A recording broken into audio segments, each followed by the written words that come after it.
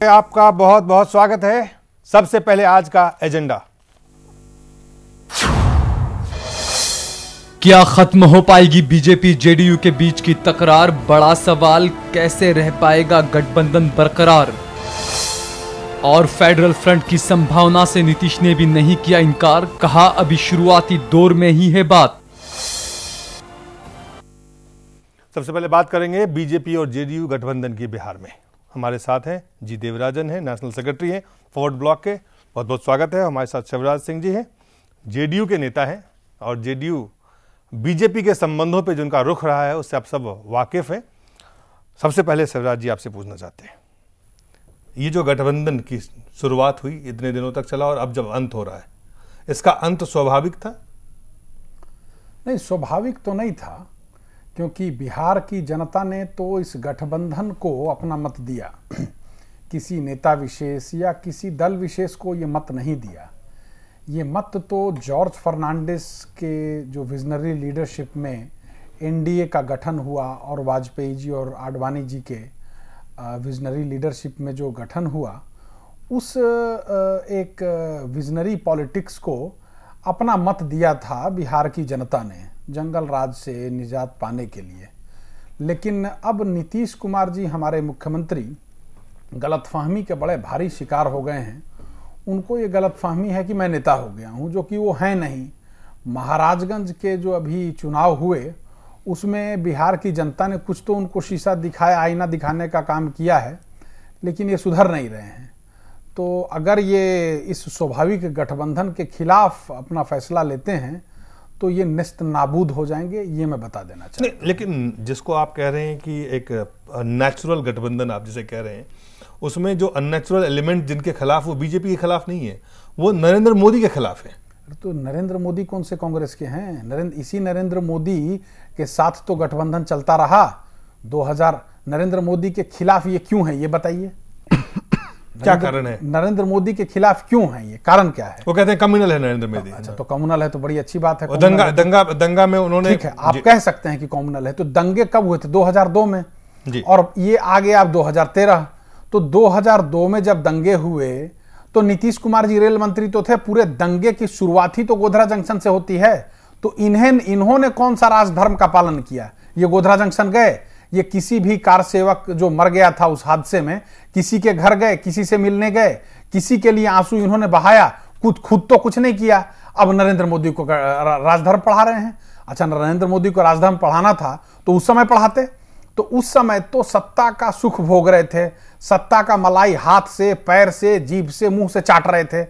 अब जो है, अब इनको नरेंद्र मोदी अचानक कम्युनल नजर आ रहे हैं। ये कौन सा कम्युनलिज्म? ये सीजनल सेकुलरिज्म जनता समझती नहीं है क्या? जनता ने जवाब दिया है महाराजगंज में कि अगर कोई कम्युनल था, सेकुलर था, तो तुमको उस समय बोलना चाहिए था। रामविलास पासवान जी ने इस सवाल पर रिजिग्नेशन दिया, नीतीश कुमार को रिजिग्नेशन से कौन रोक रहा था? तो ये सब अपने चेयर को बचाने के लिए, अपनी स्वार्थों की पूर्ति के लिए दिन में सेकुलरिज्म, रात में कम्युनलिज्म, सुबह में कुछ, शाम में कुछ, ऐसे राजनीति होती है क्या? लेकिन आप ये देखें, आप कह रहे हैं जो सीजनल सेकुलरिज्म जिसकी बात कर रहे हैं, आखिर क्या मजबूरी है? अगर वो कम्युनलिज्म या जो नरेंद्र मोदी की राजनीति को नहीं सपोर्ट करना चाहते हैं, उनके साथ नहीं रहना चाहते, क्या मजबूरी है नीतीश कुमार की कि वो उनके साथ नहीं रहना चाहते? कोई मजबूरी नहीं है। Trying to bite more than one can chew. जितनी औकात, जितनी हैसियत है, उससे बहुत ज्यादा जो है महत्वाकांक्षाएं हैं। तो ऐसी स्थिति में परिणाम जो होता है वही होगा। अरे तुम एक चुनाव जीत के नहीं आए थे। जो आखिरी चुनाव नीतीश कुमार कब लड़े, जरा पूछिए इनसे। 2004 में अपने घर से आखिरी चुनाव लड़के हारे। 2004 में लोकसभा का चुनाव। उस चुनाव को हारने के बाद इनको पैर पकड़ना चाहिए जॉर्ज फर्नांडिस का, अटल बिहारी वाजपेयी का और आडवाणी का और तमाम नेताओं का, कि इनको 2004 के लोकसभा चुनाव हारने के बाद इनको एनडीए का फोकल पॉइंट बना के मुख्यमंत्री बनाया। अभी बोल रहे हैं प्रधानमंत्री बनेंगे। अली अनवर साहब हमारे साथ हैं, जेडीयू के सांसद हैं। अली अनवर साहब, आपको मेरी आवाज आ रही है? बिल्कुल मिल रही है जी। ये जानना चाहता हूं, आखिर नीतीश कुमार जी जिस बीजेपी गठबंधन के साथ लगातार बने रहे, आज उसको तोड़ने के लिए क्यों मजबूर हो गए हैं? देखिए, एक खास तरह की स्थिति थी। बिहार को कुशासन से, जंगल राज से उबारना था और यह अनमेल गठबंधन जरूर था। और ऐसा कोई पहली बार नहीं हुआ है। बिहार में कम्युनिस्ट और जनसंघ भी एक साथ रहे हैं। लालू जी की सरकार को भी जनसंघ ने भाजपा ने समर्थन दिया था, तो बीपी सिंह की सरकार को भी दिया था। तो ये परिस्थिति थी, उसमें भी ये बनी थी, लेकिन एक मिनिमम एजेंडा तय हुआ था जी। अगर उसके इतर काम होगा, आपने देखा हम लोग 2-2 चुनाव लड़े, नरेंद्र मोदी उसमें नहीं आए, नहीं बुलाया हम लोगों ने, बीजेपी भी तैयार थी, हो गई, लोकसभा का चुनाव भी हम लोग जीते। तो अब सवाल है कि अचानक हम लोगों ने बता दिया कि भाई इस तरह की बात नहीं है, होंगे। गुजरात पूरा देश नहीं है, पूरे देश पर जिनकी विवादास्पद छवि है, जिसका सेकुलर क्रेडेंशियल डाउटफुल है, उनको आगे कीजिएगा उसके लिए जी। तो वो हम लोग उसको टॉलरेट नहीं करेंगे। नहीं, आपने कहा स्टेट का सेकुलर क्रेडेंशियल की बात कही, आपने एक व्यक्ति की, आपका पार्टी से गठबंधन था या व्यक्ति से? क्या नरेंद्र मोदी बीजेपी में पहले नहीं थे? क्या नरेंद्र मोदी बीजेपी में अचानक अवतरित हुए? देखिए, व्यक्ति वही होता है, भूमिका जो होती है ना जी। आप एक रिपोर्टर हैं तो अलग भूमिका है, आज एडिटर की कुर्सी पर है तो अलग भूमिका है। रिपोर्टर के रूप में या कॉपी राइटर के रूप में आपकी सीमित भूमिका है। आप उस भूमिका में आ रहे हैं कि पूरे देश तो मैं एक सवाल पूछना चाहूंगा अली अनवर जी से। जा सकते हैं, आ सकते हैं, पूरे देश को प्रभावित कर सकते हैं। जी अली अनवर साहब, एक सवाल पूछना चाह रहे हैं शिवराज जी आपसे। जो आप कह रहे हैं जी, तो ये तो राजनीति में ये प्रैक्टिकल नहीं है जी। एक सवाल पूछना चाहते हैं शिवराज जी आपसे। जी अली अनवर जी, एक सवाल मैं आपसे ये पूछना चाहता हूं कि क्या गुजरात दंगे जो हुए थे और गुजरात में जो निर्दोष लोग मारे गए, हिंदू और मुसलमान या किसी भी धर्म के हों, क्या वो जायज था? देखिए, उसी से ना सबक लिया गया है, उनसे जो ये है उसी से समय से सीखा जाता है ना। नहीं तो अली अनवर जी, मैं यही चाहिए, हम लोगों ने सीखा और उनको नहीं फटकने दिया बिहार में। नहीं तो ये 12 साल बाद काहे को सीख रहे हैं नीतीश कुमार जी? 2002 में वो रेलवे मंत्री थे। नहीं, जब से हम लोग सरकार में हैं, हाँ, तब से सीख रहे हैं। नहीं मैं अली अनवर जी, हमारी जो भूमिका थी, हमारी भूमिका सीमित थी, हम कोई प्रधानमंत्री नहीं थे। अली अनवर जी, मैं आपको हेड नहीं थे। अली अनवर जी, मैं आपको बताना चाहूंगा, शायद आपको याद नहीं है, आप उस समय दल में नहीं थे।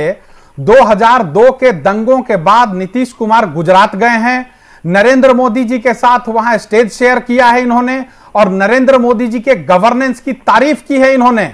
मैं और आपको उसके पहले की बात बता दूं, क्या गवर्नेंस की तारीफ नहीं की है? 2002 के बाद नीतीश तो सब जगह होता है। 2002 के बाद है तो जाएंगे नहीं सब जगह। नहीं 2002 के बाद 2002 के गुजरात दंगों में नीतीश कुमार ने एक भी नोट ऑफ डिसेंट साइन नहीं किया कैबिनेट में। जाता है, चीजें बदल जाती हैं तो अलग अलग उसके मायने होते हैं। उस समय गुजरात में जो दंगे हुए, मुख्यमंत्री थे, नहीं रेलवे मंत्री थे ना, देश के रेलवे मंत्री थे और एक कलेक्टिव रिस्पॉन्सिबिलिटी के तहत एक ही एनडीए के हिस्सा थे।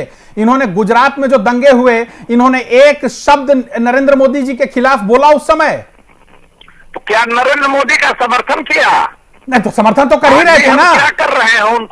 उनको फांसी पर चढ़ा रहे हैं। हमने कहा कि भाई आपसे हम अलग रहेंगे। नहीं ठीक, बिल्कुल ठीक, आपके किनारा नहीं सटेंगे, बिल्कुल ठीक है, लेकिन क्या अलग रहने का कारण सेकुलरिज्म है? अगर सेकुलरिज्म कारण होता तो 2002 में वो नरेंद्र मोदी जी के गवर्नेंस के खिलाफ बोलते। शरद यादव और नीतीश कुमार, इन लोगों ने एक शब्द नहीं बोला। राजनीतिक परिस्थिति जब जो समय है, बहुत चीज समय भी तय करता है। हाँ, मैं वही कहना चाहता हूँ। हम कई चीजों को हम चुप भी रहते हैं। मैंने आता है तो मैं यही, आप जो कह रहे हैं, मेरा कहने का मतलब, कहाँ कार्रवाई करेंगे? आप जो कह रहे हैं, मैं भी यही कह रहा हूं कि नीतीश कुमार और शरद यादव ये समय के हिसाब से कॉम्युनल होते हैं और समय के हिसाब से सेकुलर होते हैं। ये ना सेकुलर है ना कॉम्युनल है, ना हिंदू के साइड है ना मुसलमान के साइड है। आपको कहने का अधिकार है। जी। और मैं सिर्फ ये कह रहा हूं कि उस समय मैं समता पार्टी का हिस्सा रहा हूं, मैंने इन लोगों से रिक्वेस्ट किया। अधिकार मिला, आप सुनिएगा। जी जी बोलिए। जब हम बिहार में सत्ता में आए हैं जी, जहां से हम कुछ कर सकते हैं, हमने दंगाइयों को सजा दिया। बिल्कुल अच्छा किया। भागलपुर के दंगाई थे उनको सजा दिया। बहुत अच्छा किया, बिल्कुल अच्छा किया। और एक भी दंगा नहीं होने दिया जी, बहुत अच्छा किया। दंगाइयों को जो लालू यादव ने बचाया जी, दंगाइयों को, उनको हमने सजा दिया। और बीजेपी को अगर होना था उसी समय हो सकती थी। लेकिन 2002 में जब दंगे हुए थे उसके खिलाफ लालू यादव ने जितना मुखर विरोध किया उतना ही मूक समर्थन नीतीश कुमार और शरद यादव ने किया, और लालू यादव ने उसका मुखर विरोध किया। मैं आपको यह बताना चाहता हूं। कहां क्या सक्षम है, कहां क्या कर सकता है, उस पर चीजें न निर्भर करती है, कहां हम क्या कर सकते हैं। नहीं, अगर रेलवे के केंद्र के मंत्री होकर भी कुछ नहीं कर सकते हैं, मैं आपको याद दिलाना चाहूंगा, शरद यादव जी खाद्य एवं आपूर्ति मंत्री थे। हम अब सेकुलर लोगों को इस देश में उनके ऊपर यकीन होता, अगर एक मुट्ठी अनाज लेकर के रॉयट विक्टिम्स के कैंप में जाते, क्या नरेंद्र मोदी मना कर देते कि तुम एक मुट्ठी अनाज जेब में छुपा के क्यों ले आए हो शरद? एक मुट्ठी अनाज लेकर के जाते और वहां रॉयट विक्टिम कैंप में देते। वहां अनाज की बात नहीं थी। हाँ जी, वहां बात थी उन पर कार्रवाई करने की। नहीं, कार्रवाई के लिए तो नहीं बोला, करते। मैं तो कार्रवाई के लिए एक शब्द बोला। बिहारी वाजपेयी की नहीं करी तो नीतीश कुमार क्या करते? नीतीश कुमार तब न करेंगे जब आप करने लायक हो रहे कर रहे हैं, तो आपको तकलीफ क्यों हो रही है? नहीं, तकलीफ नहीं। रामविलास पासवान ने उस समय मंत्रालय छोड़ा था। ये सब बात आप कर रहे हैं। रामविलास पासवान ने मंत्रालय छोड़ा था सेकुलरिज्म के बिना पर, गुजरात दंगों के खिलाफ छोड़ा था। नीतीश कुमार बने हुए थे सत्ता में। मैं सिर्फ ये बताना चाहता हूं कि नीतीश कुमार जी अपने कुर्सी के लिए क्यों छोड़ा था, और बीजेपी के समर्थन से रहे भी थे, बीजेपी की सरकार में भी थे। हाँ, तो बिल्कुल ठीक के भी सरकार में थे। बिल्कुल, तो उनकी तारीफ आप कर रहे हैं। नहीं, हम तारीफ नहीं कर रहे हैं, तारियां बता रहे हैं। नीतीश जी के लिए, वो रामविलास जी के लिए नहीं। रामविलास जी ने तो रिजाइन कर दिया था ना उस समय, नीतीश जी रिजाइन करते। इन्होंने तो सत्ता का पूरा सुख भोगा, उस टाइम तो मलाई लिया। लेकिन अब जो है इनको याद आ रहा है 2002 का दंगा, जब गुजरात शांत हो गया है तो इनको दंगे याद आ रहे हैं। जब दंगे हो रहे थे तो इनको मंत्रालय याद आ रहा था। रिजाइन कर देते ये रेलवे मिनिस्ट्री से। उनसे संपर्क टूट गया है, हम कोशिश करेंगे। उतना ही था जी। लेकिन जो बात वो कह रहे थे उसमें एक बात शिवराज जी जो बहुत अहम है कि आज जिस तरह से देश की सियासत दो भाग में, एक तरह से चाहे वो जैसे कि कम्युनल कह लें, सेकुलर कह लें, वो सियासत आज देश में है, और सियासी फायदा नुकसान उसको लोग उसको आकलन करते हैं, उसके हिसाब से निर्णय लेते हैं। बिल्कुल, अगर ये कहें तो कोई दिक्कत नहीं है कि मैं क्या सियासत में ऐसा होता है? आप भी एक सियासी व्यक्ति हैं। हाँ? क्या आपको लगता है कि ये अनाउंस करके कि नहीं हम सियासी फायदे के लिए कम्युनल हो रहे हैं, सियासी फायदे के लिए सेकुलर होंगे, ये संभावना है, इसकी बनती है इस देश में? क्या नहीं बोलना, नीतीश अगर सच की राजनीति कर रहे हो तो बोल दो। नहीं, सच की राजनीति कहीं होती है। अच्छा नरेंद्र, चलिए मैं एक चीज बताना चाहूंगा। नीतीश कुमार बोले कि इस देश में शासन करने के लिए कभी टीका भी लगाना पड़ेगा, कभी टोपी भी पहनना पड़ेगा। कोई ऐसा फोटोग्राफ दिखा सकते हैं आप नीतीश कुमार का जिसमें उन्होंने टीका लगाया हुआ हो? एक मैं आपको फोटोग्राफ दिखा सकता हूं जिसमें उन्होंने टोपी उठा के फेंक दिया और चादर पहनने से मना कर दिया। वो टेलीविजन चैनल ने लगातार चलाया कि टोपी पहनने से मना कर दिया, वो भी तस्वीर मेरे पास है। और कभी जीवन में टीका नहीं लगाया वो मैं चैलेंज करता हूं, कभी कोई तस्वीर दिखा दें जिसमें कि टीका लगाया हो। टीका कभी लगाया नहीं है, टोपी को फेंका है। और दोनों बात कहते हैं कि टीका भी लगाना होगा और टोपी भी पहनना होगा। टोपी को पहनने से इन्होंने मना किया है, टीका डुअलिटी है, दोहरापन है उनके। उनका पूरा चरित्र ही दोहरेपन से भरा हुआ है। वो सियासत की मजबूरी है ना। लालू यादव के सियासत में क्या मजबूरी है? लगातार चिघाड़ रहा है वो व्यक्ति कि नहीं, हम गुजरात दंगों में जो व्यक्ति दोषी था उसको हम माफ नहीं करेंगे, हम कभी भाजपा की सरकार नहीं बनने देंगे। अब एक बात ये बताएं, आडवाणी जी की ये तारीफ कर रहे हैं, मैं तो मानता हूं आडवाणी जी तारीफ के योग्य हैं, बहुत लंबा उनका राजनीतिक जीवन रहा है। ये जनता दल में थे, ये मेरे किसी सवाल का जवाब नहीं दे सकते हैं। ये उस जनता दल के हिस्सा थे जिन्होंने आडवाणी जी को गिरफ्तार किया। आज ही आडवाणी जी को सेकुलरिज्म का सर्टिफिकेट दे रहे हैं। गिरफ्तार क्यों किया था आडवाणी जी को? किस लिए गिरफ्तार किया था? इन्हीं की सरकार ने। ये जनता दल के राष्ट्रीय देश में मंत्री थे, लालू प्रसाद यादव जी वहां मुख्यमंत्री थे। इन लोगों का पूरा दबाव था कि आडवाणी को गिरफ्तार करो, तब आडवाणी कॉमनल था, आज आने वाली से आडवाणी सेकुलर हो गया। और नरेंद्र मोदी 2002 में सेकुलर था, आज ये कॉमनल हो गया। ये क्या राजनीति है? ये राजनीति क्या है देवराजन साहब? ये इसमें वामदल भी शामिल है कि जब जरूरत पड़े तो सेकुलर, जब जरूरत पड़े तो कम्युनल, जब हाथ मिलाना हो तो सेकुलर, जब ये तमाम चीजें इस देश में। नहीं, अब कृपया इसमें वामबंदी इसी चक्कर में मत लाइए, हम इसी चक्कर में है ही नहीं है, नहीं बिल्कुल है ही नहीं। लेकिन आप हम को समर्थन करते थे, कांग्रेस को समर्थन करते हैं, वो करते हैं हम लोग। देखिए ना, सिचुएशन के अनुसार, तो सिचुएशन के अनुसार हम लोग कांग्रेस के साथ समर्थन किया है बाहर से, बीजेपी के साथ कभी सरकार चलवाई है, नहीं, कभी भी और कम्युनिस्ट की बिहार में सरकार नहीं, कभी भी जो वामबंदी पार्टियां चारों मिलकर जी कोई भी कम्युनल फोर्स को हम कहीं बाहर से भी सपोर्ट नहीं, बाहर से भी हो, अंदर से भी हम बीजेपी सपोर्ट दे रही थी, आप भी सपोर्ट दे रहे थे। अरे देखिए ना, हम कभी भी सेंट्रल गवर्नमेंट में गया ही नहीं, सपोर्ट किया है समाजवादियों को, हम तो भाजपा को कभी ना सपोर्ट किया है ना सपोर्ट लिया, किया ही नहीं है हम लोगों ने कभी भी। मैं ये कह रहा हूं कि जो जैसे वीपी सिंह की सरकार चल रही थी, इन्होंने लेफ्ट ने भी सपोर्ट किया, भाजपा ने भी सपोर्ट किया।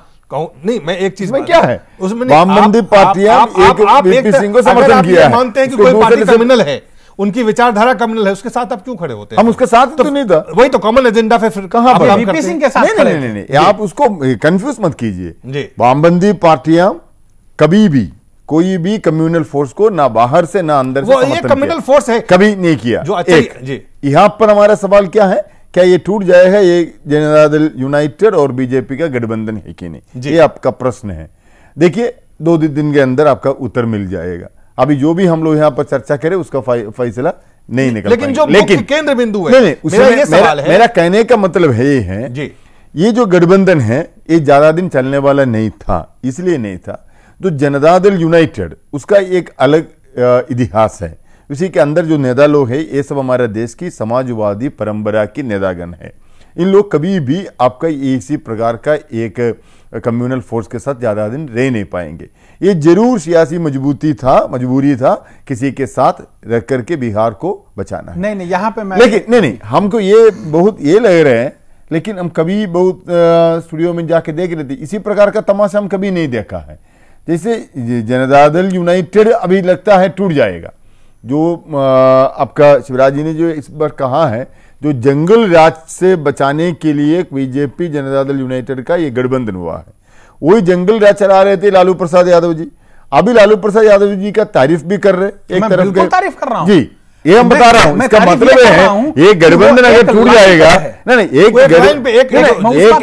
गठबंधन टूट जाएगा, साथों साथ लगता है जनता दल यूनाइटेड भी टूट जाएगा। इसी जगह पर जा रहे, ये 2-3 दिन के अंदर आपके पास। लेकिन आप ये जो कम्युनलिज्म और सेकुलरिज्म, कम्युनल और सेकुलर, ये ओवरनाइट टाइम के हिसाब से क्यों बदलते हैं विचारधारा? ये सवाल है कि आप अगर नरेंद्र मोदी को देखें, नरेंद्र मोदी बीजेपी में बहुत दिन से हैं।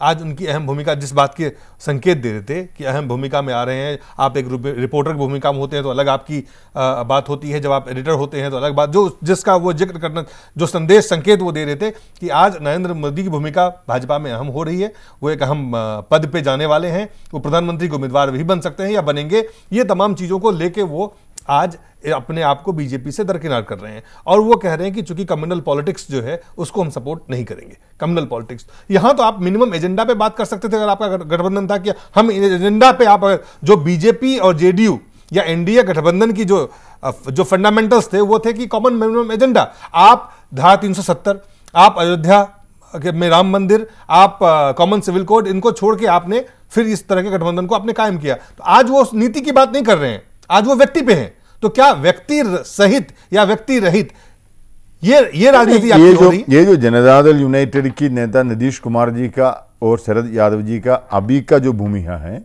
वो उसको व्याख्या नहीं कर पाएंगे, इसलिए कर नहीं पाएंगे। जी ने जो टीकी कहा है, जो गुजरात की जो दंगा हुआ था उस समय ये सभी लोगों ने उसको समर्थन देकर के बैठा हुआ था, उसका सरकार में भी था। और नरेंद्र मोदी, आपने जो प्रश्न किया, अभी तो बीजेपी में नहीं आया, नरेंद्र मोदी शुरू से बीजेपी में है, तो उसको भी देख करके ये लोग पार्टी में इसके साथ गठबंधन किया हुआ है। इसलिए आने वाले दिन में जनता दल यू को इस गठबंधन क्यों हम लोग तोड़ा है, इस गठबंधन में क्यों हम गया है, उसको व्याख्या देने में असफल। आखिर क्या कारण है कि नीतीश जी, आप कह रहे हैं कि नेता, उनको लगता है कि सिर्फ ये गलतफहमी को बड़े नेता हो गए हैं, क्या यही कारण है या कुछ वाकई जमीनी मजबूरियां हैं नीतीश कुमार की जो नरेंद्र मोदी से के कारण वो आज बीजेपी से गठबंधन तोड़ने को तैयार हैं? कोई जमीनी मजबूरियां नहीं है, दिमाग में फितूर है प्रधानमंत्री बनने का, इसी में रोड पे आएंगे। ये लालू प्रसाद यादव जी को गफलत हो गया था ना कि वो अकेले बहुत भारी नेता हैं, तो कांग्रेस से उन्होंने छोड़ा साथ, तो आ गए 4 सीट पे। मैं बता रहा हूं नीतीश कुमार को 4 सीट लाना मुश्किल हो जाएगा भाजपा से अलग होके। 4 सीट नहीं आ पाएगी, क्योंकि मैं बताना चाहूंगा कि लालू प्रसाद यादव जी के पास उनका जातिगत सपोर्ट बड़ा भारी है, और दूसरा कि वो अपने मुस्लिम वोटर्स के साथ लगातार खड़े रहे हैं, तो उनके पास बड़ा वोट सोशल सपोर्ट है। वो सपोर्ट नीतीश कुमार जी के साथ नहीं है।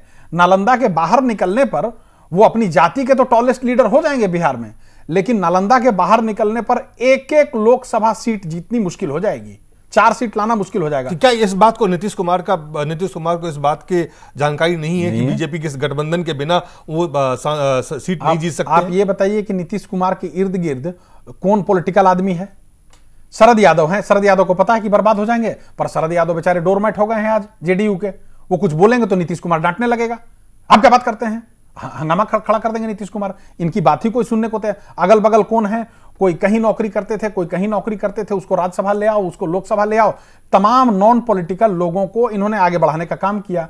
वो पूरे दिन चापलूसी और पूरे दिन घुसखोरी, ये चल रहा है बिहार में, पूरे दिन घुसखोरी।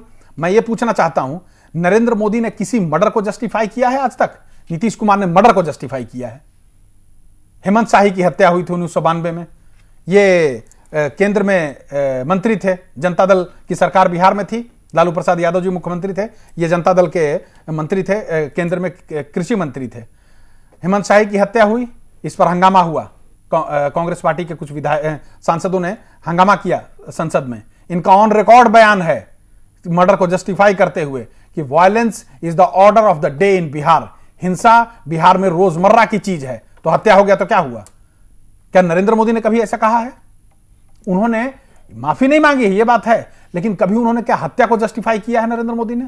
इन्होंने हत्या को जस्टिफाई किया है। क्या नरेंद्र मोदी के ऊपर कोई मर्डर का केस चल रहा है? नरेंद्र मोदी से क्यों डरते हैं, या क्यों जलते हैं, या क्यों घबराते हैं? इनको पता है कि जैसे नरेंद्र मोदी आए, शॉप क्लोज्ड नीतीश कुमार का। तो नरेंद्र मोदी की एक छवि है कि वो व्यक्ति ईमानदार है, उसके बैंक में करोड़ों रुपए नहीं है। इनके बेटे के बैंक में करोड़ों रुपया है, जो अकाउंट में इलेक्शन कमीशन में ये दिए हुए हैं डिक्लेरेशन।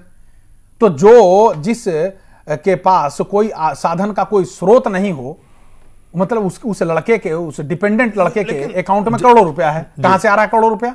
नरेंद्र मोदी के खिलाफ कम्युनलिज्म का तो आरोप लगता है, लेकिन उस व्यक्ति के ईमानदारी पे उनके दुश्मन भी आरोप नहीं लगाते हैं। तो आज देश में नरेंद्र मोदी की एक छवि है कि he is a man who will deliver. आज उस व्यक्ति के साथ एक छवि जुड़ी हुई है कि व्यक्ति ईमानदार है, घुसखोरी नहीं कर रहा है। नीतीश कुमार ने घुसखोरी को 10 गुना बढ़ा दिया है बिहार में। आप किसी से पूछ लीजिए घुसखोरी की क्या हालत हो गई। ये जो पूरी की पूरी है वो नीतीश कुमार की अपनी सियासी जमीन खोने का डर है अगर नरेंद्र मोदी जाते हैं बिहार में, इसलिए वो उनका विरोध कर रहे हैं जाने से। खत्म हो जाएंगे, कहीं के रहेंगे ही नहीं। नीतीश कुमार कहीं के नहीं रहेंगे। और दूसरी एक और चीज मैं बता दूं मैं, लेकिन अगर वो कम्युनल और सेकुलर पॉलिटिक्स में डिवाइड करते हैं बिहार की सियासत को, तो उससे नीतीश कुमार को फायदा नहीं होगा। अरे जनता बेवकूफ है क्या? जनता बोली कि भाई 2002 का बात तुम अभी क्यों कर रहे हो?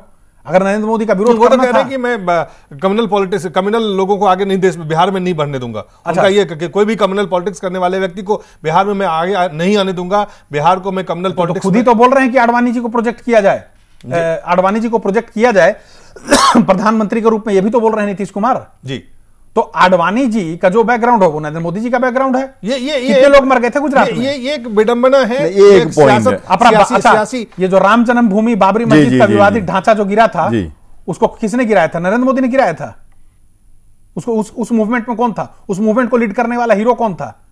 राम जो रथ लेके निकले थे नेता बीजेपी के, उनका क्या नाम था? मैं नीतीश कुमार से जानना चाहता हूं। तो क्या वो एक अलग धारा थी? और ये जब 1995 में बिना बुलाए हुए सैफरन पगड़ी बांधकर बॉम्बे में बीजेपी के अधिवेशन में जाके खड़े हुए थे, तो क्या उस टाइम हिंदुत्व एजेंडा नहीं था बीजेपी का? 1995 के दस्तावेज को देखा जाए, उसमें साफ साफ लिखा हुआ है हिंदुत्व हमारा अडिग एजेंडा है। और उसमें जाकर के ये सैफरन पगड़ी बांध के क्या कर रहे थे नीतीश कुमार मुंबई में लालकृष्ण आडवाणी जी के साथ? क्या उसके पहले राम जन्मभूमि बाबरी मस्जिद विवादित ढांचे का विध्वंस नहीं हुआ था? ये नीतीश कुमार जो कर रहे हैं वो सियासी रणनीति के तहत कर रहे हैं, इसका मतलब नहीं, ये एक पॉइंट एकदम वैलिड है। वैलिड इसलिए है, जैसे जो नीतीश कुमार के खिलाफ अगर हम लोग अद्वानी होगा तो हम लोग समर्थन करेंगे, उसके पीछे कोई धर्मनिरपेक्ष बोलने का कोई मतलब ही नहीं निकलता है। इसलिए उन्होंने ठीक ही कहा। 1986 में जो राम जन्मभूमि राम मंदिर का जो मूवमेंट शुरू हुआ और आकर के 92 में बाबरी मस्जिद तोड़ने में खत्म हुआ, उसी समय का जो पूरा हिंदुस्तान के अंदर जो कम्युनल पोलराइजेशन हुआ, जो दंगा हुआ, इसका नेतृत्व दिया था अटल बिहारी वाजपेयी और LK आडवाणी और मुरली मनोहर जोशी और विनय कटियार, उमा भारती, ये सभी नेता लोग हैं।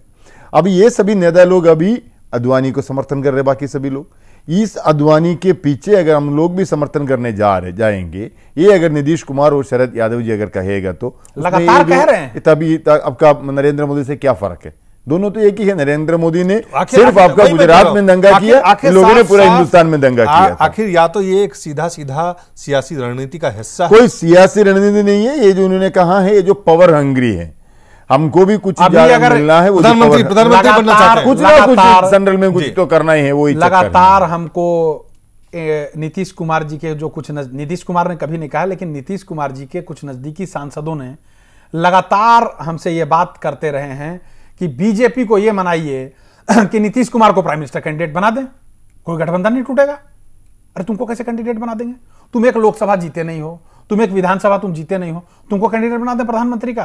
क्या हो रहा है ये?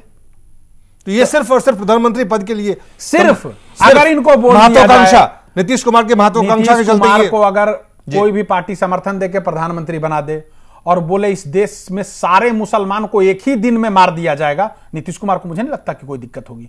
गुजरात में तो 2000 लोग मरे थे जी। अगर नीतीश कुमार को बोल दिया जाए कि प्रधानमंत्री तुमको बना देते हैं, 12 करोड़ मुसलमान 13 करोड़ जो इस देश में है, एक नहीं बचेगा, नीतीश कुमार को कोई दिक्कत नहीं होगी, बस सारे को काट दिया जाएगा। नीतीश कुमार बोलेंगे वेरी गुड, कल क्यों, आज करो। तो ये व्यक्तिगत महत्वाकांक्षा, सेकुलरिज्म, ये व्यक्तिगत बोलेंगे कि यहां क्यों मुसलमान को बाल रहे हो, अगल बगल के कंट्री के मुसलमान को ही मार दो, हमारा टर्म एक्सटेंड कर दो, 2 टर्म करोगे तो पाकिस्तान बांग्लादेश में भी मार सकते हो, तो मार दो। चलिए, एक बहुत ये है इनका ये गठबंधन के ये है सेकुलरिज्म नीतीश कुमार का।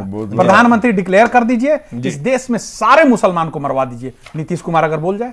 चलिए एक छोटा सा ब्रेक लेते हैं, ब्रेक के बाद वापस लौटते हैं और देखते हैं कि क्या प्रधानमंत्री पद पे पहुंच सकते हैं नीतीश कुमार। जो फेडरल फ्रंट या नए फ्रंट की बात की जा रही है, उसकी संभावना जो तलाशी जा रही है, क्या उसकी संभावना दूर दूर तक कहीं बन पाती है क्या?